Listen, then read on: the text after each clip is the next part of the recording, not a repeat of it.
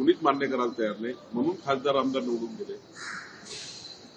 खासदार आमदारांशी कुठलाही संपर्क त्यांच्या जीवनात त्यांचा नव्हता, म्हणून एकनाथ शिंदेची लोक गेले आणि त्यांचे लोक त्यांच्यातून निघून गेल्यावर भाजपाला दोष देऊन ते माननीय अमित भाई, मोदीजी आणि भारतीय जनता पार्टीवर ते नेहमी टीका करतात.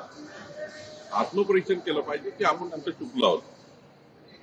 जर त्यांनी आमदार खासदारांना योग्य वागणूक दिली असती तर ही परिस्थिती महाराष्ट्रात नसती. हे जे कोणी सद्गृहस्थ आहेत बावनकुळे, हे तेच ना ज्यांनी 600 कोटीचा भूखंड 1 रुपयाला घेतला आणि महाराष्ट्र लुटला. हेच ते गृहस्थ ना. 600 कोटीचा भूखंड ज्यांनी 1 रुपयाला घेतला. असा बालिशपणा आम्ही कधी करणार नाही महाराष्ट्र लुटण्याचा. हा काय, ईडी कुठे आहे, सीबीआय कुठे आहे? या माणसाला ताबडतोब अटक केली पाहिजे. देवेंद्र फडणवीसांनी याला महसूल मंत्रीपद दिलं, हा मोठा गुन्हा आहे. भ्रष्टाचारांना पाठीशी घालतात, राज्य लुटणाऱ्यांना मंत्रिमंडळात घेतात. बावनकुळे, तुम्ही उत्तर द्या. 600 कोटीचा भूखंड 1 रुपयाला घेतलाय तुम्ही, 1 रुपया किमती. आम्हाला मिळेल का? हा कसला बालिशपणा सांगताय तुम्ही, कसला?